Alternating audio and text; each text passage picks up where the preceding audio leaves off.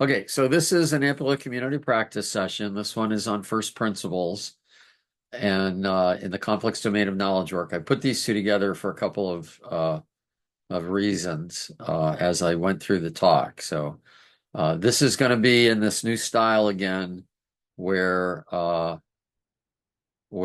I do more of the presentation, but do interject with questions. Okay, and in fact, during this presentation, I'm going to talk about 10 principles and we'll have time to engage on each of those. But what I was thinking of when I did this, and this is not a complete list, this is more what I'm planning to do in the ACOP, is there are, and I just kind of just jumped them down just before this, there are 10 things that I have found if you don't do all of them, let me say this again, let me say it a different way, if you don't do even one of these, you're going to have a lot of troubles making a difference at Beyond the Team.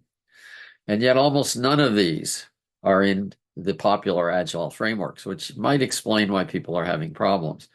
So value stream management was done a ways back. I'm going to reorganize things a little better to find it, but we do have that in a playlist on YouTube. We did the systems thinking last week. We're doing this one.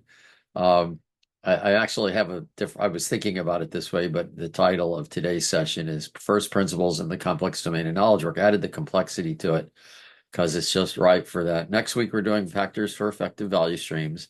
And then these are the ones I'm considering. Learning cycles. There's no real double loop learning in most of Agile because most of the popular frameworks don't present us a model or a means to do it. They just tell us to inspect and adapt. Selecting a better practice. This is kind of voodoo and you've got to run experiments. Well, I don't believe it. In 25 years of doing agile coaching, I've had to run what I would call an experiment, meaning I'm not sure if this is going to work or not, rarely. And I think that was back in 2006. Since then, I'm pretty sure I know what's going to work. Or there's something else that maybe I'm missing, and then you'll discover it and how I go forward. But that's not an experiment. What I did work, something else is present. How do you create agreements across an organization? This is actually questionable because this is advanced, and I'll probably do this in the ACE program and not here. Minimum valuable increments. Actually, this is done already. I have to redo it a little bit because we have a different way of talking about this now. Value creation structures, I'll do. This is how you organize things. I'm a big fan of a lot of other people's work, but I've kind of come up with a way I think that is kind of easier to understand. And then lean management, which has been around since 1988, believe it or not, and almost nobody talks about it, which is by Nonaka, the guy who also co-wrote the new product development game, which kicked off Scrum, or it's the inspiration, which is a lot of the stuff we do in Agile, and yet it's not even mentioned in the Agile space, except very infrequently. So I'm kind of frustrated with the slow pickup of all this. But anyway, now I've kind of taken enough time for people to get here. Let's get into the talk. Again, this is kind of the new format I'm doing. Be not the 20 minutes just of presenting and then the rest conversation. I'm intermixing conversation in the middle of it to make sure you can understand, or if you have questions. But I'm creating a library basically of material, and this is really focused right now on what I call Amplio foundations. Okay. So this is about first principles. First principles are basically things that give us a model of understanding. And this is very important. Immanuel Kant talks about experience without theory is blind. He also, by the way, says that theory without experience is foolhardy or a fool's errand. So we're not talking about just theory. We're talking about the blend of both. We hear a lot about Scrums based on empiricism. That has run rampant through the agile space, that empiricism is enough. Well, yes, we want to look at what's happened. I find it ironic that I don't think we do. We see repeated failures, and yet we just wonder, oh, it's those people's fault. One of my favorite comments is, if everybody has the problem is not with everybody. We talked about this last week in the systems thinking talk, which is up on the site. And if you haven't seen that, I strongly suggest you do. Systems thinking is perhaps the one big concept that's missing. If there was one thing I would say that's missing, it's systems thinking in the agile space, because people don't look for improving the system. The Deming, who's been around for quite some time, well, he's not around now, but he was around It's been about 80 years since a lot of these concepts. He says experience teaches nothing. In fact, there's no experience to record without theory. Without theory, there's no learning, and that is their downfall. People copy examples and then they wonder what is the trouble. They look at examples, and without theory, they learn nothing. We see this in the agile space of following things, but it's really worse than what he's saying. There's a great example of this in history by the study. If you look at Ignaz Semmelweis, where he had a way to cut mortality. He had experience demonstrated. He had metrics. He had evidence that he could cut the mortality rate in a hospital from like, I think it was 15 or 30%. It was super high in one of his hospitals down to like normal at less than 1%. He showed how to do it. He had evidence for it, but he had no theory to explain it. And it was not accepted until Louis Pasteur came up with the germ theory. So without an explanation, great practices, even with metrics, are not accepted. So theory is very important. That's what I'm going to be working on today. Now, I'm a big fan of Ellie Goldratt. He's the guy who came up with theory of constraints, and everybody knows him from The Goal. But actually, I won't say it's a better book because I read The Goal first, and books always impact your thinking. So maybe I read The Choice in a way that was because of I having read The Goal, probably. But in The Goal, excuse me, in The Choice, he talks about inherent simplicity. And he basically says, in a nutshell, it's the foundation of all modern science, as put by Newton. Nature is exceedingly simple and harmonious with itself. And I'm going to talk a little bit more. And he says that there are a few things at the root cause of everything. And I would suggest size, delays, capacity, visibility, handoffs. These all interrelate with each other and cause this. We're going to go through this, but I want to present this because this is well, I don't want to call it a contrarian approach because I'm following what he says. I didn't come up with this. And a lot of people believe Goldratt. And I've talked to a lot of other people who are I consider very smart, like Don Reinertson, like Tom Gill. I think those three are like right at the pinnacle, the top, I think, of our speaking. And they're consistent with this model of that there are some cause and effects that govern everything. That doesn't mean it's deterministic. That's what a lot of people kind of get confused. Just because you can see some things doesn't mean you can see everything. I want to start with what we can see, and then I'll deal with how we deal with complexity when we can't deal with everything. So I have this thing called factors for effective value streams, which I think is the next talk, but which is how you can tell if something's going to be improvement. And I love this quote: if we dive deep enough, we'll find that there are very few elements at the base, the root causes, which through cause and effect connections are governing the whole system. That's what I'm covering today. About half of the talk today is what I call first principles. And I haven't defined them yet. I will get to that. And this is from The Choice. Now, I'll admit, I read the book and I had to think. I mean, I loved it instantly. I'd been searching for something like this for, I don't know, 15 years when I read the book in 2019. And it was like this aha moment. I was so close. But I was so close in the sense that at one year I was this close, and then the next year I was this close, and then the next year I was this close, and then the next year I was this close. And I was never getting to getting it. And I read The Choice and I got it. And this was the thing that did it. Yes, there are a few things. What are these things? And I'd been defining them, redefining them, trying to figure it out. And what I finally realized was that notice they're there, but he doesn't say we see them. Oh my goodness, they're there, but we don't see them. So then the question is, how do we see them? The question is, how do we discern those we can see? And we certainly don't see them at the front. And what I realized is I'd been seeing like 20, 30, 40, 50 things. Notice the very few here. There's lots of stuff out there. But what are the very few? Because if you have 40 things, it's almost like not having any. I mean, there are hundreds of these things out there, but what are like 10? That's what we'll talk about. So one thing is, though, we have to understand predictability. And I got this from Don Reinertson in a conversation. And then he wrote a post about types of processes back in 2009. For me, I asked him to explain something, and he was very gracious with his time. I posted this. It actually was a contrarian view of the way most of the agile space deals with unpredictability. And I've never been able to engage with some thought leaders about it. There's some dogma, just set ways of thinking. And one of the things is understanding predictability. And one aspect of it is what he calls what he calls micro predictability. Like, is this going to be green, red, or black? I have no clue. But what I do know is more money stand at the table in average. So how do we look at these causes and effects? Like, what are they? So I'm going to suggest we call them first principles. Now, Amplio helps you find this cause and effect by providing these first principles of knowledge work. These are basically things that you can observe and see. It's not that I've made them up. I mean, I've looked for years discovering what these are, and we're going to go through a few of them. But they're all based on, or actually, in a sense, create verifiable theory. And when I say verifiable, I mean you could verify them from your own experience. In fact, as I go through them, I'm going to ask you to think of a time when something happened, and you should be able to create what I'm talking about. So you can understand the first principles based on your past experience, which is very important because then you could use them not trusting me saying them or any consultant saying them, but you can trust it on the basis of your own experience. So first ask yourself, have you ever had a time where you had to stop working for a few days? Something interrupted you. How did that affect your work? What happens, you get interrupted, you're starting down this path of multitasking, working on this, working on that. I interrupt other people, people interrupt me.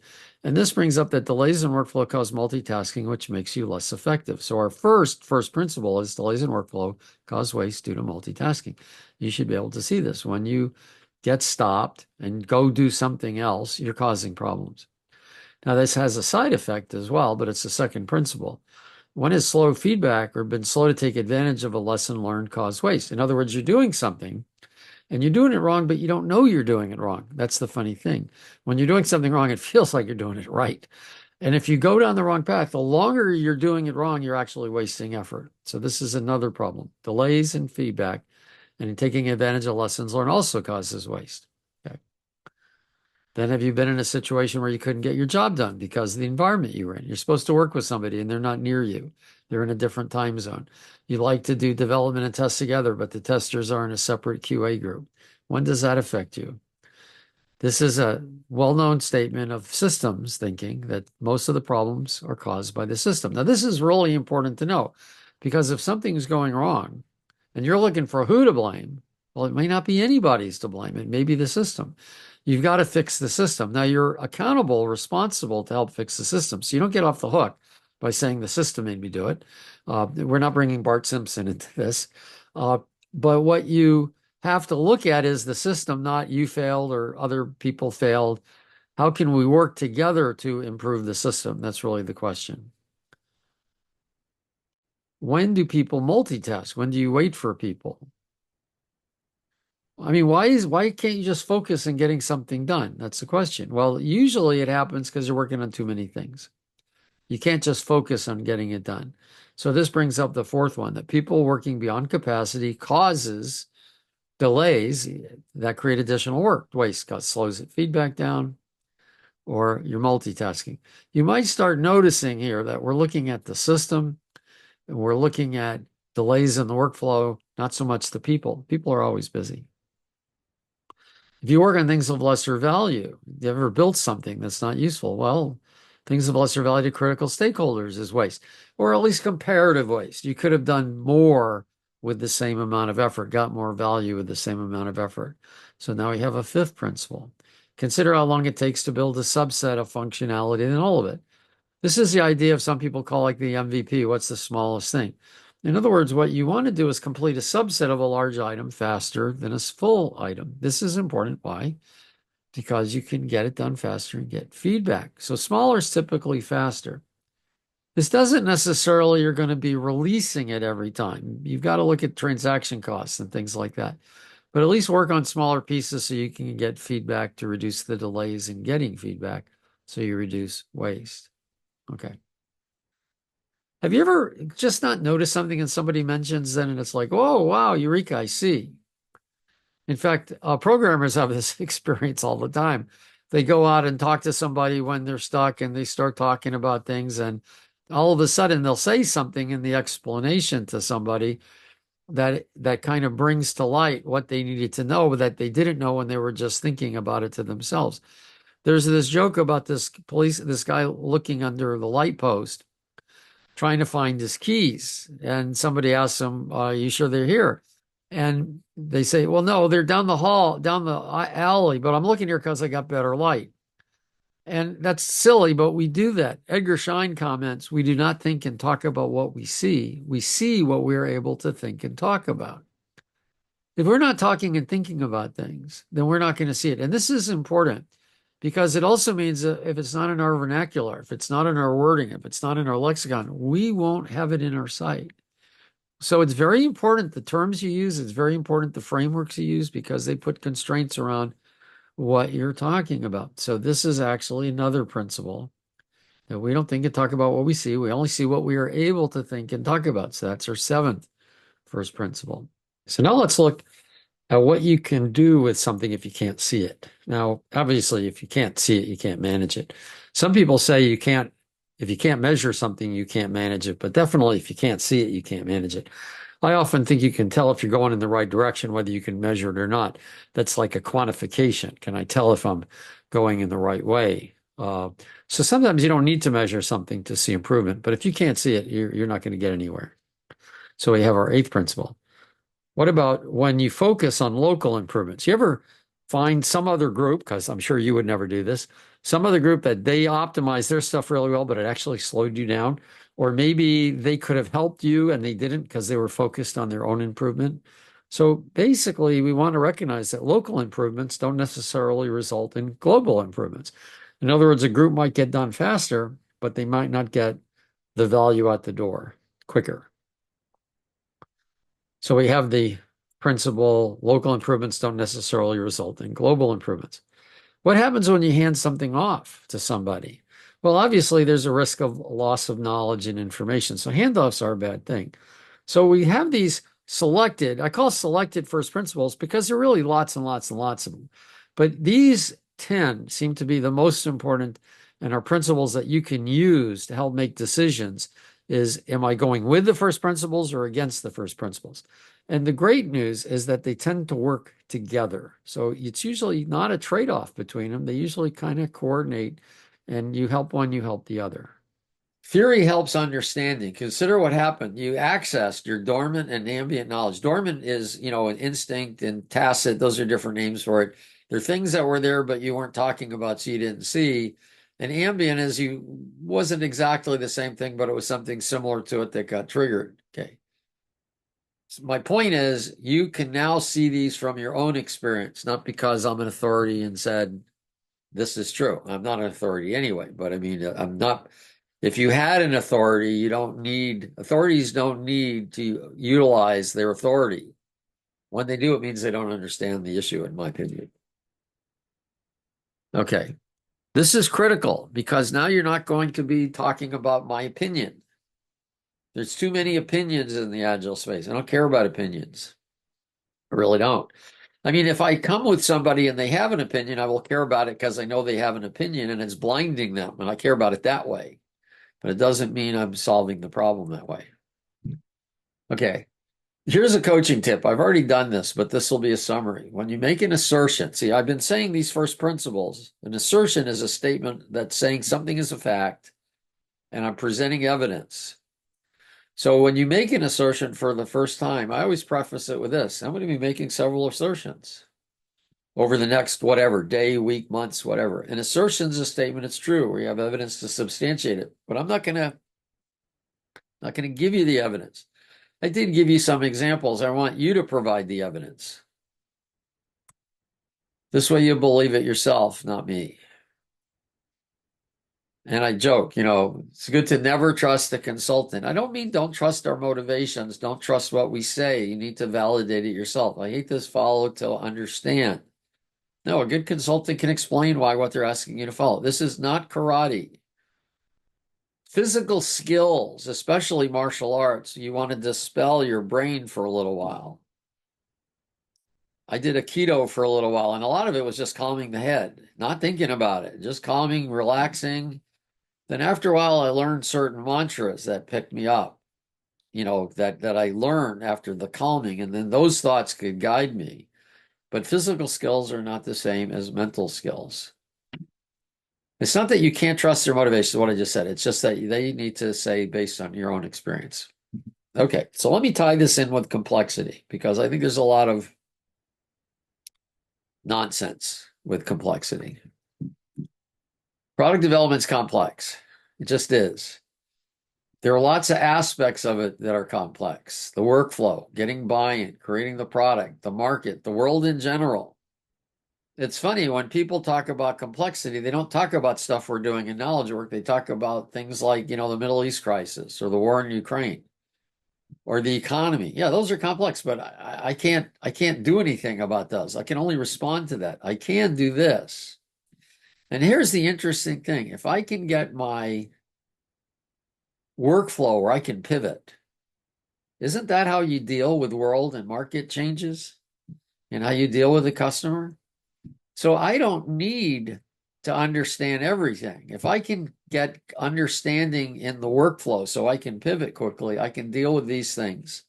I have no control over. I should make one of those serenity prayers, Agile guru, please let me know what I can deal with directly and let me know how I can pivot when I can't deal with it and let me know the difference.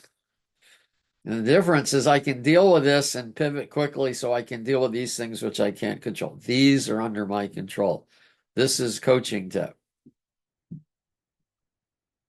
Okay, so we got to know what causes disasters.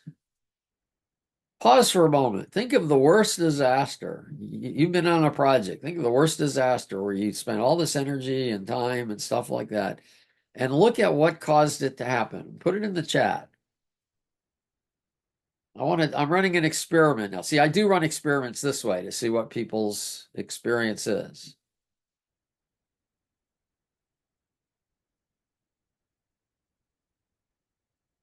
Oh, Tony, I missed this. A minimum increment itself can be a delay. What did you mean by that while they're thinking about this? I just saw that in the chat. That was a bit of a footnote, I believe, to what Tim was saying. Oh, I got it. Yeah, yeah, that's good. I got it. Right, right. Yeah, Right. you said a minimum valuable Oh, increment. and minimum increment. Yeah, Yeah, perfect. so I the got it. You're yeah, so making that it. itself can be a Yeah, delay. love it, love it, love it. Just an observation. Yeah, so usually, yeah, miscommunication at critical junctures, a little thing, right? And bam, whoa, big thing happens. Stuff. Or several smaller things coming together. Okay, yeah. See, this is actually the interesting thing. They're always small typically. That's what's called the nonlinear event or a chaotic event, which is not chaos. Chaos is a state. I'm talking about events. Like the straw that broke the camel's back is an example. One person, actually, you just mentioned this, Tony, one miscommunication. Oh, we meant feet. We didn't mean meters.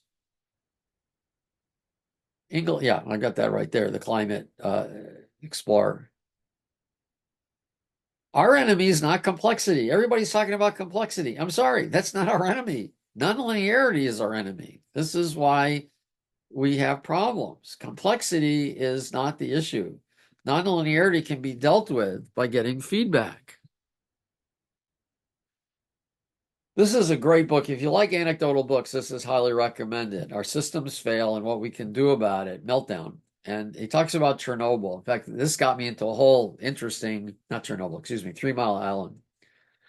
This got me into the whole study of 3 Mile Island and I forget his name, Normal Disasters book. I forget the guy's name now. That's also an interesting book.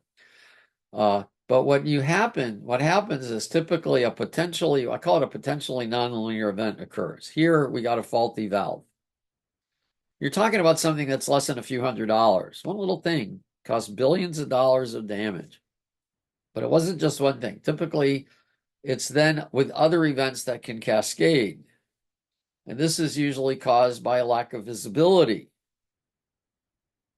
See, if they had known what was going on inside the reactor, they could have solved the whole problem, but they didn't know what was going on, and they literally did the wrong thing because the way they were measuring what to do was faulty. And they weren't able to measure it directly because where they needed to measure it, nothing could survive. So they were measuring something that was supposedly correlated, but there was something else wrong that broke the correlation. So where they thought they had water, they didn't have water. In fact, they thought they had too much water, they didn't have enough, and they did the wrong thing. The inability to fix the problem. Sometimes you might even know what the problem is, but in the physical world, you can't go in there. Hey, somebody crawl into the middle of this nuclear reactor and fix that valve. No, it doesn't work that way.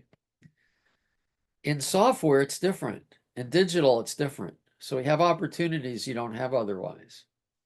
How we look at complexity makes all the difference. Systems thinking tells us systems are about relationships. Timothy, I love your questions, but I really think you should also watch that session I did last week. I think you'll find it really illuminating. And I'm not building this talk on the basis that people have read that or rather studied that, but I think if you haven't, you'll find these all build on each other. So let's look at the type of relationships we have.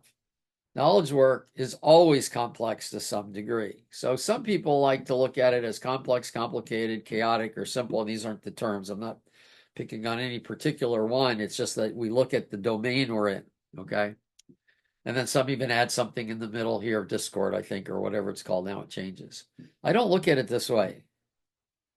Knowledge work is not only always complex to some extent, even simple systems can cause problems. Remember the straw that broke the camel's back? That's a systemal system. You can still have nonlinear events. That's what hurts us, some little thing. So I tend to look at it this way. What are the relationships? I have some complex, some nonlinear, some complicated, some simple. Now notice I use nonlinear instead of chaos. Chaos is a state. Nonlinear is an event. I do this and this big thing happens. Now, if you have a lot of nonlinear events, you'll be in chaos, but they're separate things. Complexity and nonlinearity cause different problems. You can accommodate both by getting feedback. The problem with complexity is we don't see it. So if we get feedback, we see it when it affects us. Nonlinearity, we catch it as the curve starts going up. Anything gets simple or complicated you don't handle causes problems. When we focus on complexity and chaos, things appear worse than they are. When we manage the simple and complicated, there's less unseen complexity and nonlinear. It's simpler than it at first appeared. I would rather be here than here. Now I'm really dealing with the issues. The point I'm trying to make here is the first principles I talked about were simple and complicated. Very clear what happens. This is how we deal with it. Now I want to pause for questions on this. Because this is a fair amount. This is a mindset shift. We don't look at it this way. We look at it this way. What are the relationships? By the way, we talk a lot about this in the systems thinking talk I did last week. So if you haven't seen that, do this. Yeah, Thorsten.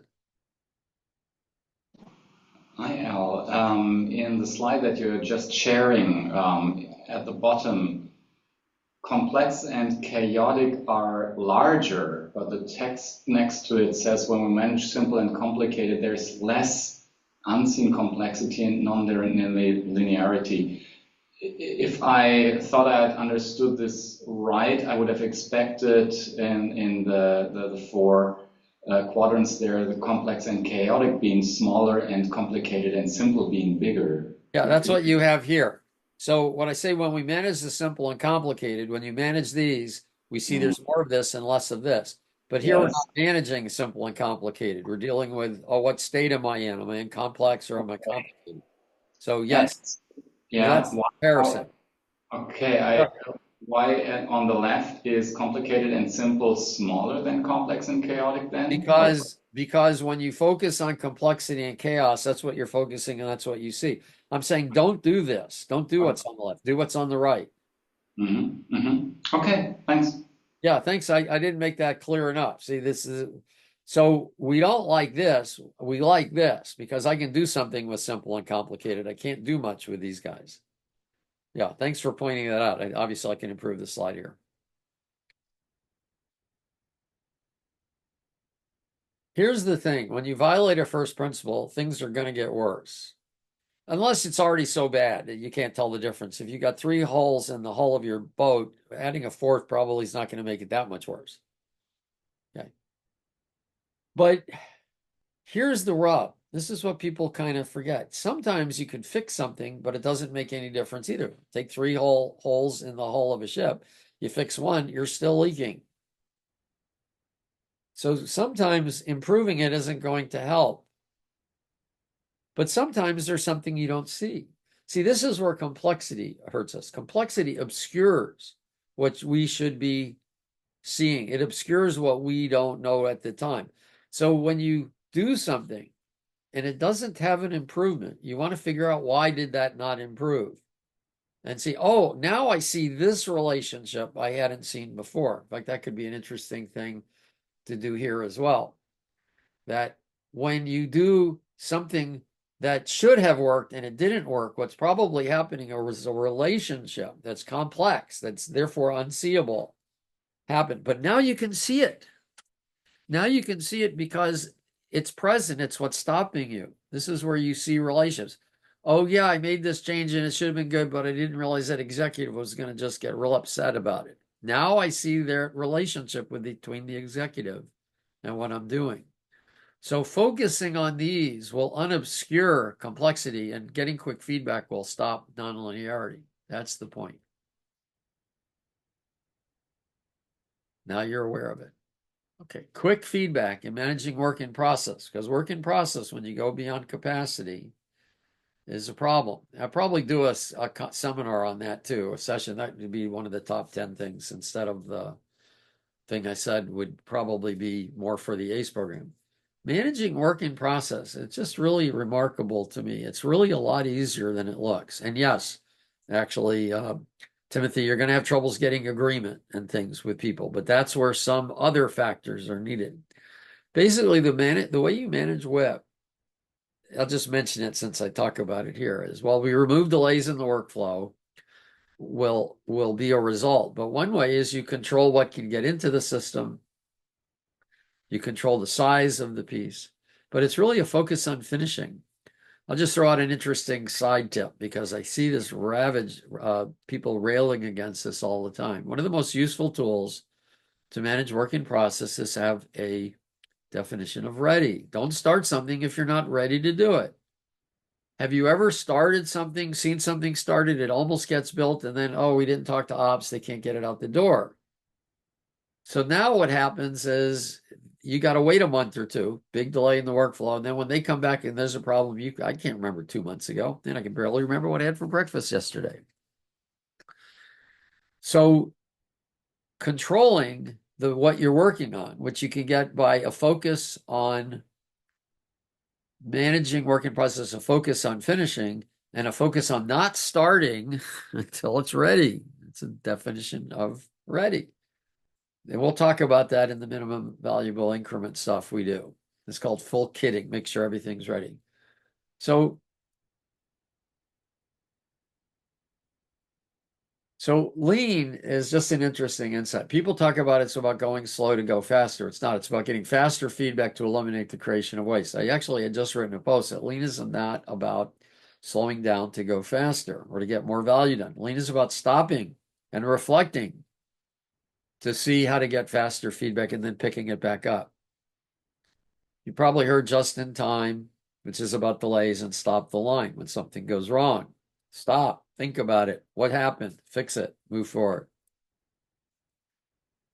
You get delivered faster because you have less to do than otherwise. In other words, we don't create the waste, we focus on the work we have, which is now valuable. Feedback provides you what's of greatest value. See, this is the other thing. How do you talk to people about what's valuable or not? Okay. It enables respond to things you don't know because of complexity. Removing delays is the key. This is really what lean. We're in a negative cycle. Too much work, delays in workflow creates work. Work with incapacity, quick feedback eliminates waste. This is a quote I mentioned at the beginning. Goldratt says, reducing batch size is all it takes to bring a system back in control. Sometimes it's as simple as this. Okay, bottom line, quick feedback, managing work in process. And it's not that simple. I agree with Timothy's comment earlier. How do you convince people? And it's a valid comment, and there's a lot needed. This is what we talk about in our ACE program. But the point is, if you don't convince people and you don't get quick feedback because you're working on too much, there are problems. So one way is at least to measure that. How much of our waste is due to creating things because we've got too many things in play? People need to understand the mechanics. That alone is not sufficient. That's the bummer. I mean, I agree. It's not sufficient. People sometimes don't want to look at reality. It's uncomfortable. I think the problem there is, in fact, I'll just share something here that's happened recently in the ACE program again. Trying to learn a whole system is kind of complicated in and of itself, but people do want to solve their problems. So you can look at what's causing us to have problems with our releases, what's causing us to have problems with how we're getting stuff out the door, what's causing us to have problems to people can't focus on can't focus on what's of importance. First principles will give us insights into this. Okay, so I'm done with the talk. We've got a few minutes left. I apologize for the messed up slides at the front. I really can't quite understand how I missed that. I guess I looked at the last slide, it all looked right, and I thought I was moving through it properly, but wasn't. I'll probably redo that front and in the recording and get that right. But this is just kind of what I do at Success Engineering. And if you like this work and you want to be in a more intense program to go deeper, take a look at my ACE program, you know, the Amplio Consultant Educators Learning Journey. We have a few people in it here. It's really, to me, exciting because people are co-creating with me and improving the system. It's not just me, oh, I know this and I'm giving it to people. But while I've got here a few minutes, questions, anything you guys want to ask, or if you want me to go back to a slide, I'll do. I had a thought, Al. One of the things I see is the cost of gathering feedback.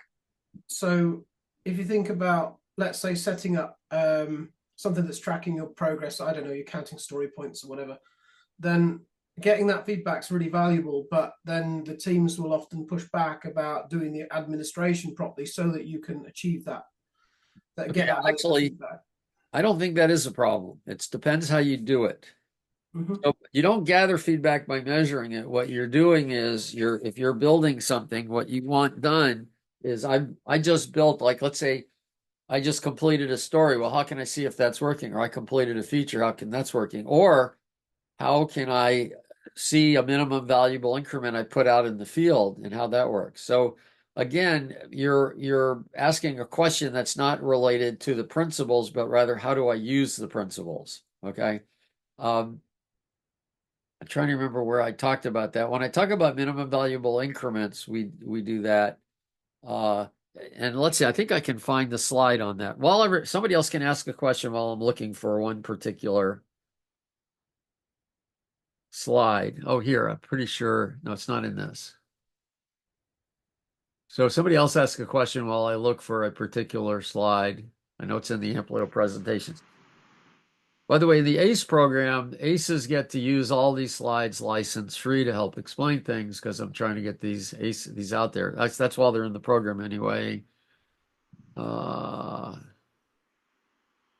back to the majority of the problems being in the system, and you were saying assuming competent people. How did the incompetent people get hired? Isn't that a problem with the system of hiring and employee development? Yes, that's so great. I love it. I love it. It is. It's totally that because what you've got is people are looking at things like certifications now, which to me are not all that useful as a way to determine whether somebody is it knows something or not. And there's a slide. So yeah, so then you'd look at, well, how did I get these incompetent people? Or let's say you're just starting out, so you know you don't have a lot of competency. Then the question is, how is the system educating people or not Yes. educating people? So those are great points. Those are really, really nice. Here, I thought it was in the Amplio.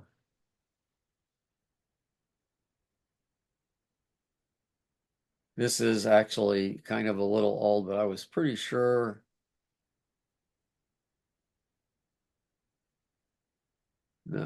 Okay, I might not be able to find this slide quickly. Hang on, I'm gonna keep looking. So now another question while I'm looking for the slide to show Tim.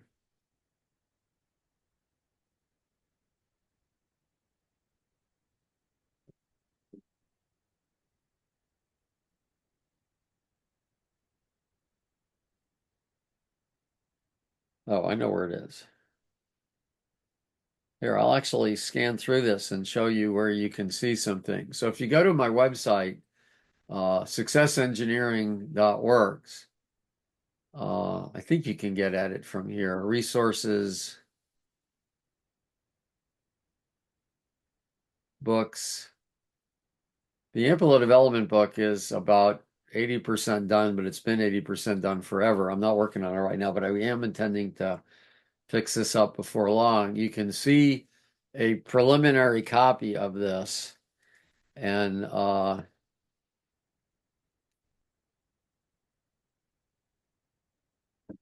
yeah, I'm pretty sure it's this graph I'm looking for is in here.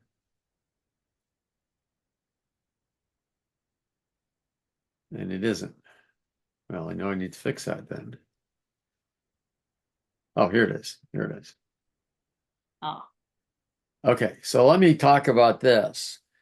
And Timothy, this relates to your other question about what you release. Let's say you've got a chunk of work like a MVP or a minimal thing that's going to go out next, and it's got features.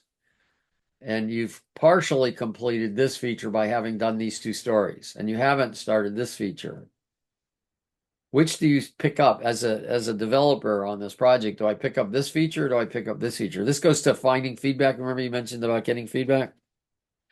Notice if I do this one, I get feedback on the story, but if I do this one, I get feedback on the feature because I can show it to somebody. There's no metric. They're simply getting a response to what happened. So a first principle would tell us a guidance from the first principle would tell us how do I get feedback faster? And I do that by focusing on finishing. See, I get this. This is done now. This is now I got two partially incomplete. Does this make sense? Yeah, it makes sense. Yeah. So this is the thing. This is why the foundations build on top of each other. So you have the idea of systems thinking. I got to look at the relationships. Then I got to look at the first principles. I did systems thinking in the background just because I think that's so critical. Systems thinking talks about relationships. That's why I did that first. I did value streams a ways back, so I'm not going to do that again because I've got recordings of that. And then there's now guidance based on this, and we haven't gotten to this. Okay, and I decided to spend an hour on each of these topics instead of trying to get it all in one big one, which is I've been called getting a drink of water from a fire hose. Doing that was a big fire hose. This is actually a smaller fire hose, still a fire hose. Okay, any other questions?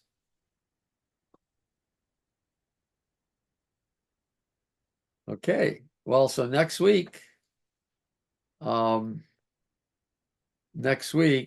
going to create a better page for this because I know this is a little obscure. This is the community of practice.